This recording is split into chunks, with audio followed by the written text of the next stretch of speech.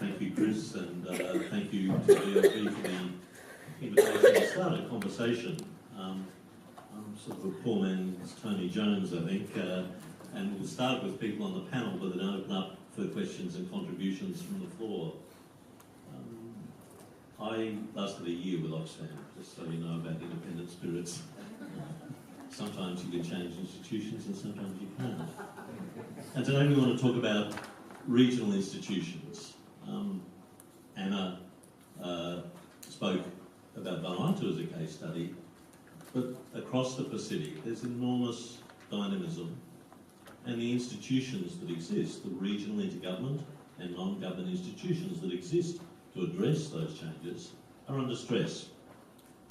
It's a dynamic time, and I think many people in Australia don't recognise the extent of the dynamism, where we have new frameworks for action, the Paris Agreement on climate change, the new Sustainable Development Goals set a framework for the next decade, including a special goal on oceans and seas, one of the key outcomes of a coalition of groups in the Pacific Oceans Alliance. There's a woman as the Secretary General of the Pacific Islands Forum, in fact a troika of women at the head of the organisation, the first time that that's happened. The regional organisations have created what's called the Framework for Pacific Regionalism, a new mechanism to develop public policy and particularly priorities for the region. And a number of the things that were raised by Anna about building coalitions and change agents at the national level are also being attempted at the regional level. And so you have a number of examples of successful coalition building, collective diplomacy around, say, fisheries with the parties to the Nauru Agreement, 8 countries who are boosting revenues from the Pacific's main resources. So what I want to do is to tease out some of the national examples that you gave on a more regional organisation, and as was mentioned, Anna now works for the Forum Secretariat. I have the advantage of not being a diplomat, and will take advantage of that. But I wanted to prod Anna with a few questions, looking a bit broader than just Vanuatu. And your boss, Dame Meg Taylor, the new Secretary General of the Forum, said last year, and I quote, "There's an unprecedented interest by a wide range of external actors in our region, some new, some old, and all combined to present a crowded and complex geopolitical landscape. Presently, it's an uphill battle for our leaders to articulate and put forward their own collective agenda at the regional level, where there are so many actors and partners at the table." So I was struck when you were talking about noisy issues, wicked problems. A small country like Tuvalu, 10,000 people, has 58 development partners and donors, and has to deal with that diversity. So how are Pacific governments, Pacific communities able to juggle that diversity in the region, not just long-standing partners like the European Union, Japan and so on, but new players, China, Indonesia, Iran, the United Arab Emirates and so on? That's a good question. Yeah, I think, I mean, is this working? Yeah. I think with the increasing number of actors in the region, there is a risk for the Pacific voice in itself to be diluted. And that's the challenge as well, is you can have lots and lots of actors, you can go for the inclusive aspect of any kind of regional reform or change, but there's also the danger or the risk of diluting the voice and interests of those in it. And what you then see emerge, and I think we'd be sort of in agreement on this, Nick, is that you start to see pockets of different voices having to emerge because they're all jostling to be heard. And I think this is a testing time in terms of coalition building in the Pacific region, because it's trying to work out where the main voice is going to come from and who will be part of that main voice.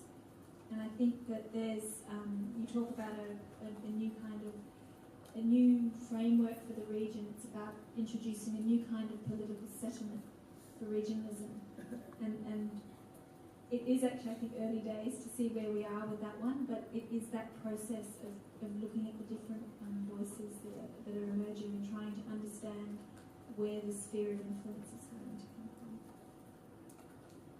One feature of the Pacific, though, is that there are small players that make small but significant investments in the regional architecture, be it government or non-government.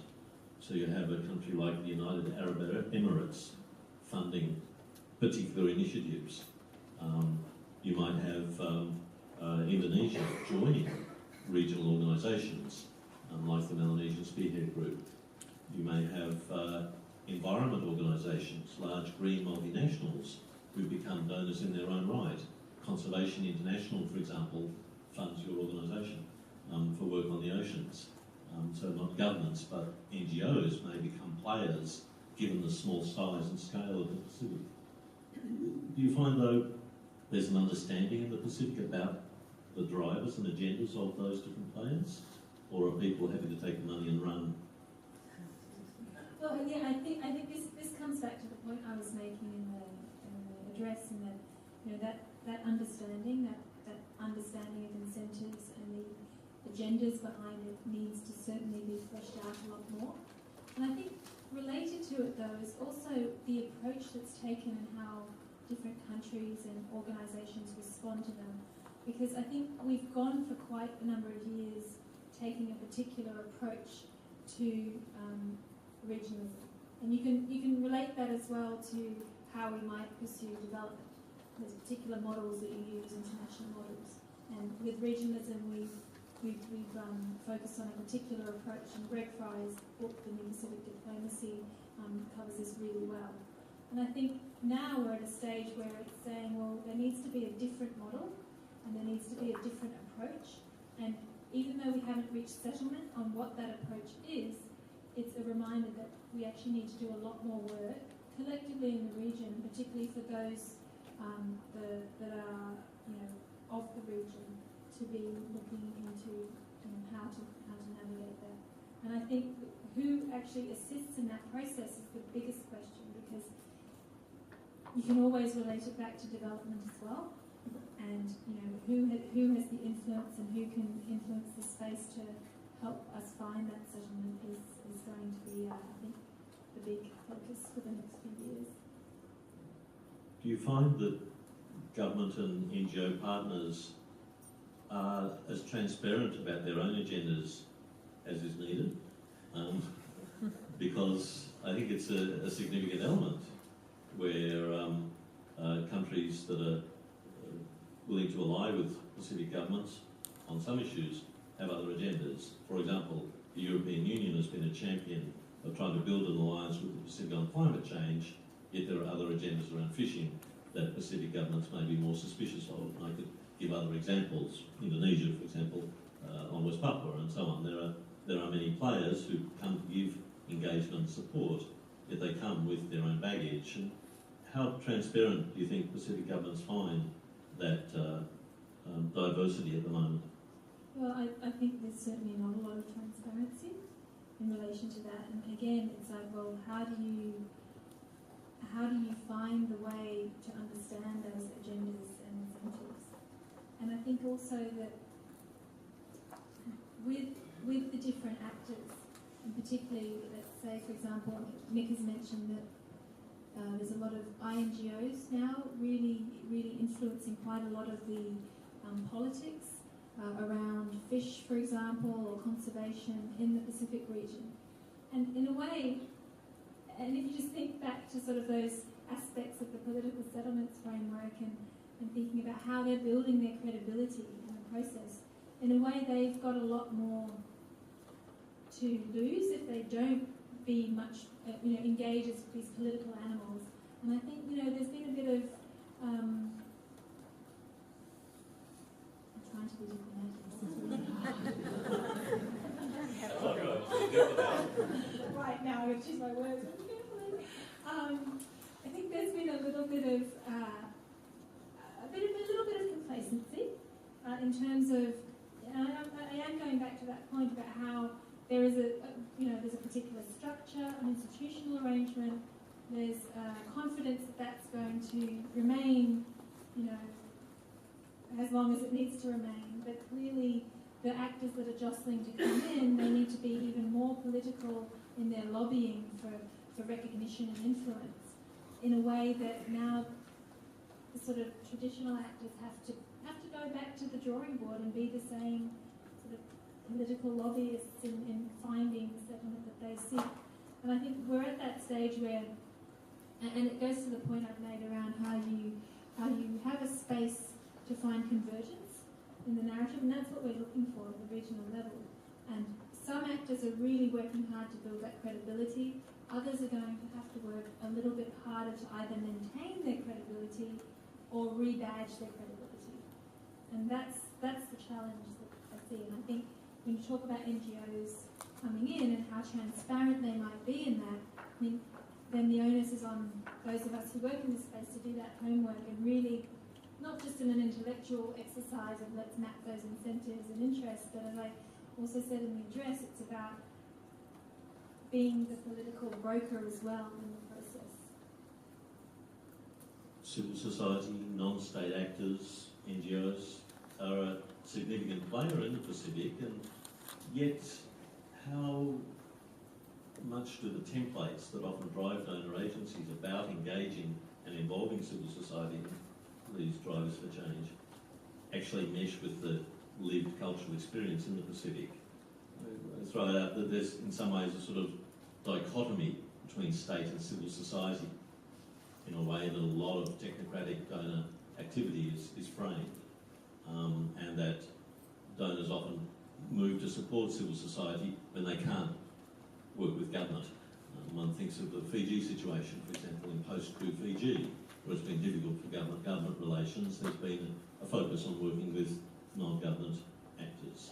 Or in other cases, as you described in Vanuatu, there's a recognition that an issue like land is multi-layered and needs engagement not just with state institutions, but a whole range of players.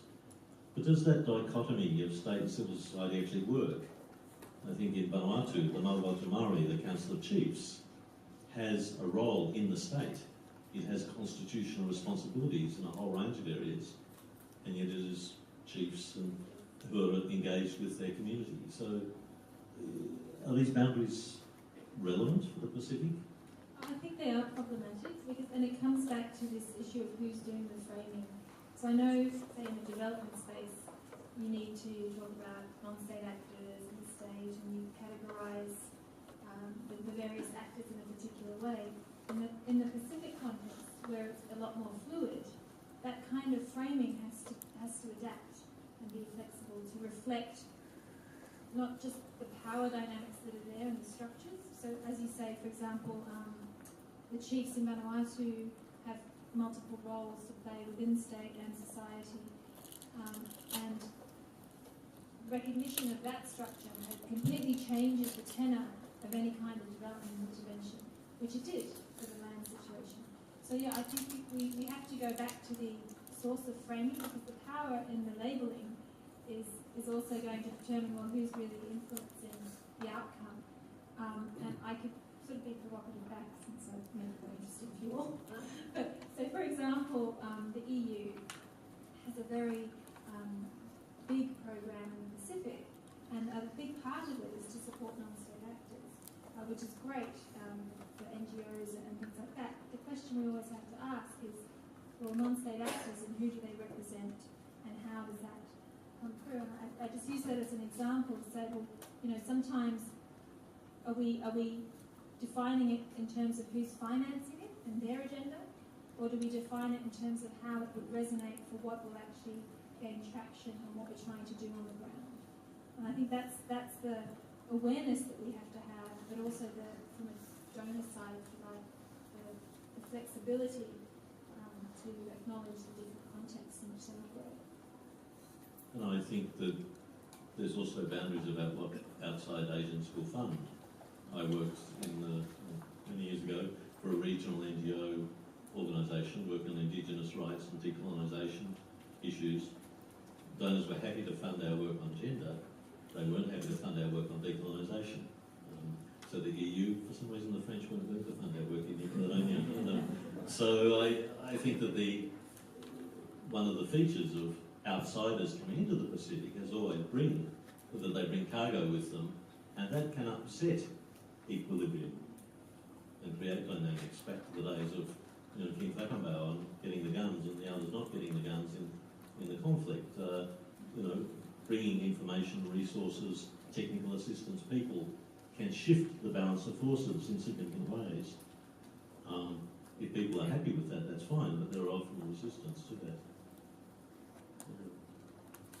You talked about framing boundaries. In some ways it's a question of who's party to the conversation. But more than that, it seems that it helps or hinders defining where interventions can be made from outside. If conflict in the Solomon Islands is framed as ethnic tensions, one might need anthropologists.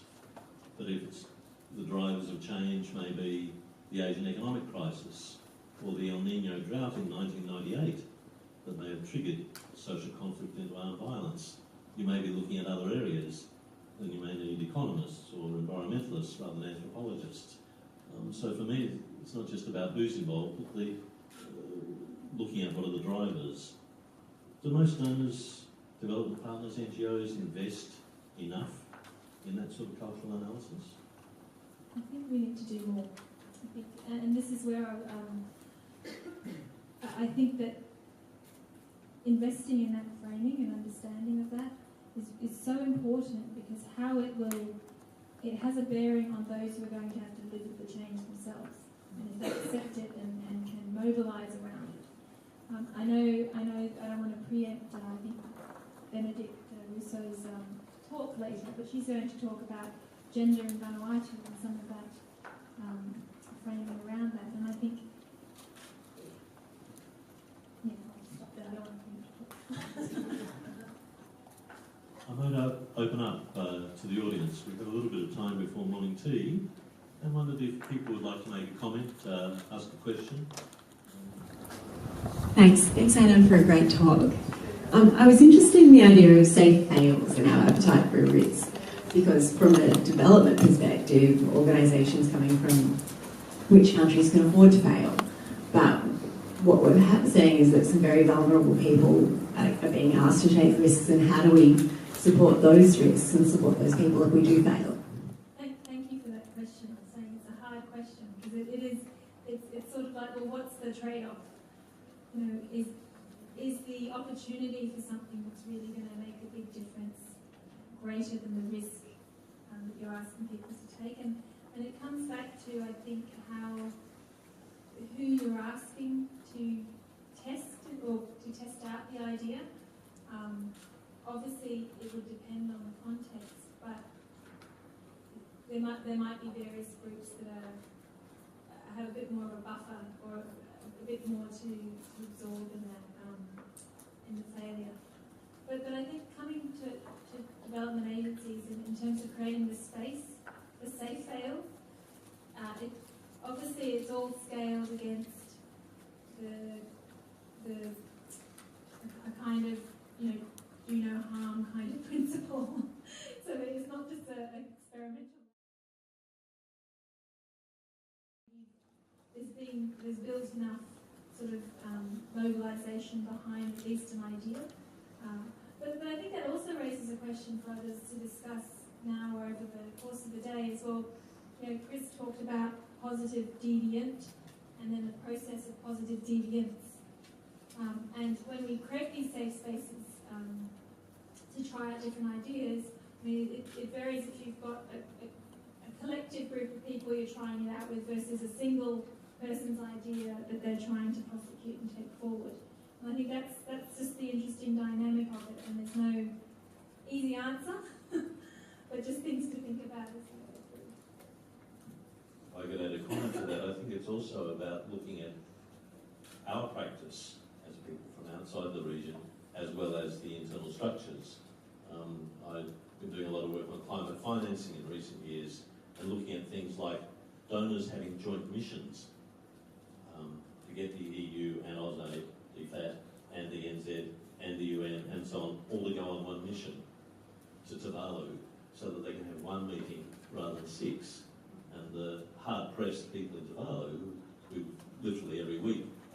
consultants coming off the plane could have coordinated things.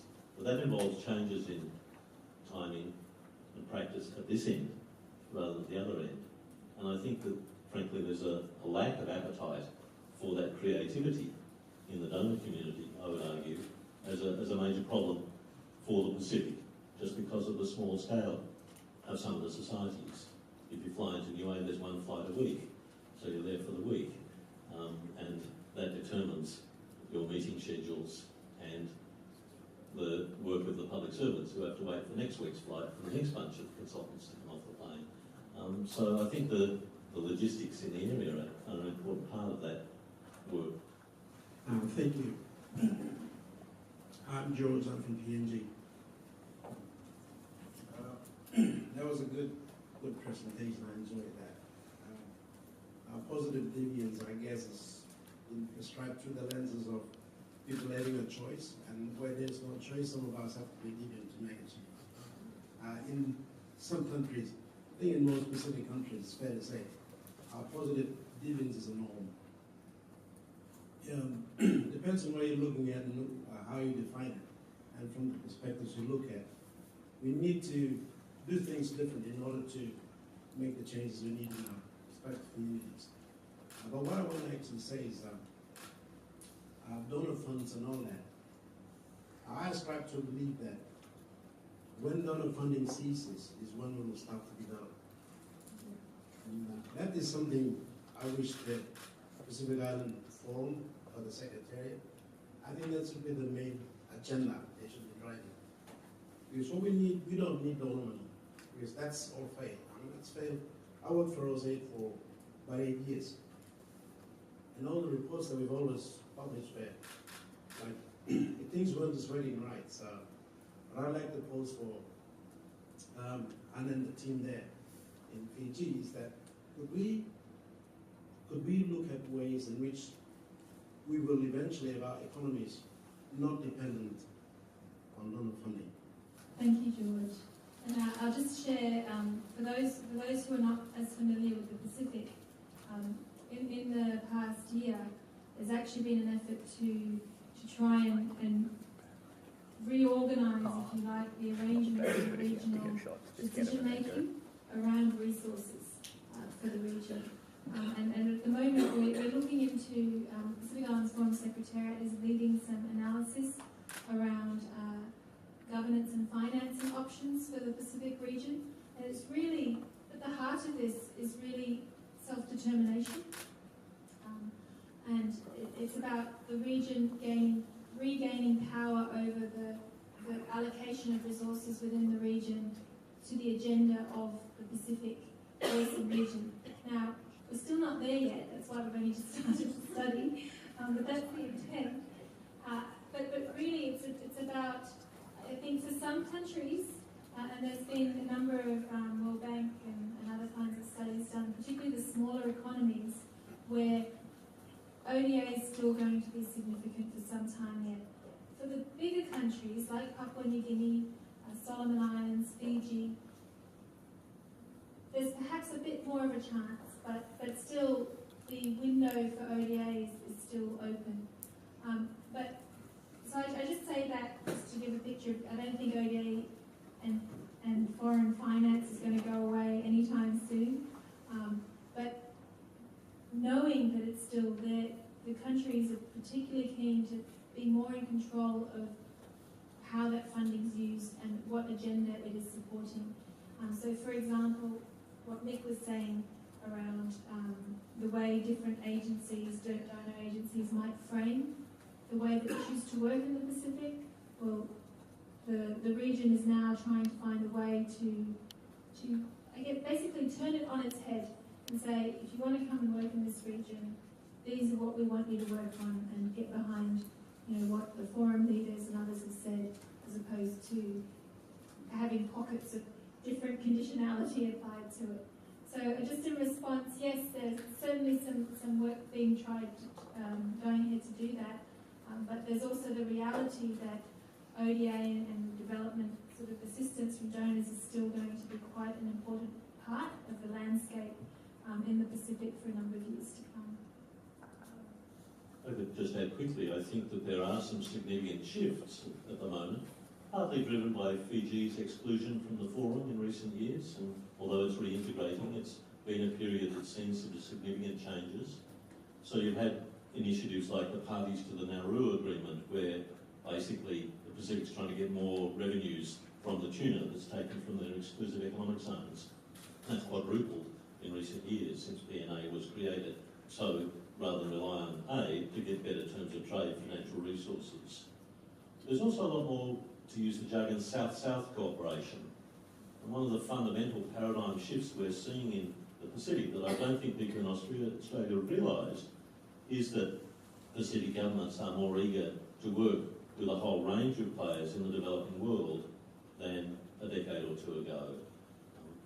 Last month, Russia provided 20 containers worth of arms to Fiji, something I haven't seen in the Australian media. There are changes happening where medical officers are being trained in Cuba. Hundreds of people are being trained as medical staff in Cuba, which once again, 10 or 20 years ago would have created a stir, and yet is passing ways. And Pacific governments, while not cutting their ties to traditional Western allies, and the World Bank and EU and so on, are also looking at opportunities with the growth of the BRICS, Brazil, Russia, India, China. The new Asian Investment Bank provides infrastructure opportunities that didn't exist previously, and so on. So I think Pacific governments, like all of us, are reorienting to the changing global economic players. And that's a big shift that I think is not recognised very widely in Australia. We still tend to see this as our backyard, to use the jargon. Thank you. May I acknowledge the traditional owners of the land first before I proceed with my questions. Thank you, Anna, for the very informative delivery of the opening address. And thank you, Nick, for bringing the Pacific into the discussion. I'm Esther, I'm from Tuvalu, and I'm currently researching the Social Institute, the Institute of Social Research at Swinburne. And I'm particularly interested because my field of research is exactly what we're discussing, how we can use customary practices to improve current governance systems in the Pacific, the aim of reducing reliance on foreign assistance. I'm not so much questioning the discussion this morning, I'm just commenting my experiences from working back in Tuvalu. Was a very small country that we assist at I think there has been too much generalization of what can be better implemented in the Pacific as a region, but there are some that just don't fit into the loop, into the whole system, like Tuvalu, Niue. They always seem to be bearing the brunt of the whole systems. But one thing I can see and I hope can be considered is culture and how it impacts the whole governance system in the Pacific. And it's one thing I think donor agencies may wish to look into before committing certain development plans in certain Pacific Island countries, because there are certain things that may seem very expensive and difficult to implement as a region. But in certain Pacific Island countries, there are certain cultural practices that would make those things very simple. But in the order of formal dialogue and negotiations, they don't form part of the whole negotiations. And I was happy to know when you mentioned that OSAID did a positive deviance in the work they did in Vanuatu for the land by considering the chiefs.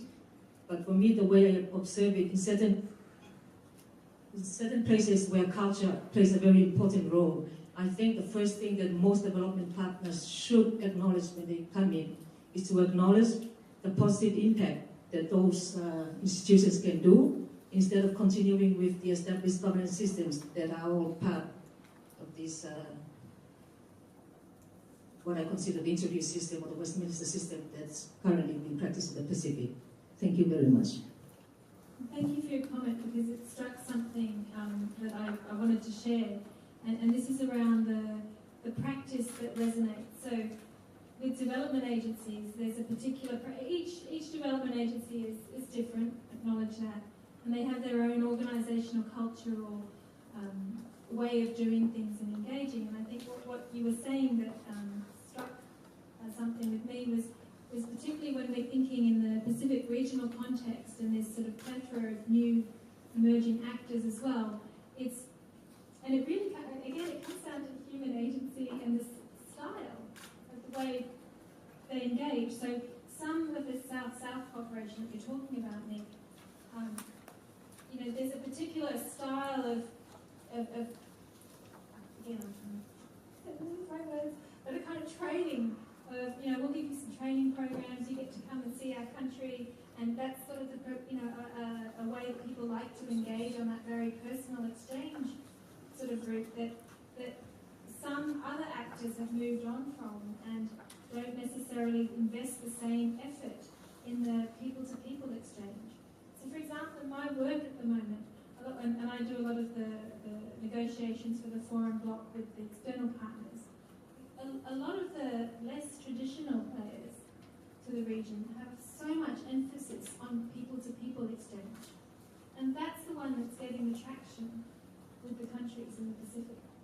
Because they get to see, they get to experience, they get to engage. And it might be small dollar value to those countries. It might not mean much to development more broadly because you're going to learn about some technology that you can't use in your own country. But the point is it's creating the connection that then leverages further political conversations. And I think with development agencies or development partners or countries, when you think about how you engage and you start to build coalitions for whatever you're working around, it's those small things that really make a difference. And it's what AusAid was able to do in the Vanuatu context.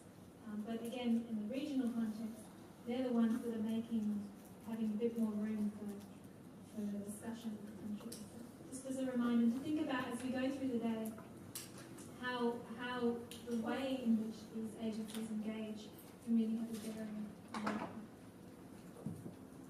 I'm afraid our time is up, although there are a couple of other hands. My apologies. I'll hand back to Chris as chair of the session. Thank you, Anna. So it's just a very brief thank you to Anna and Nick. Your presents are here. Please can we give them a big round of applause?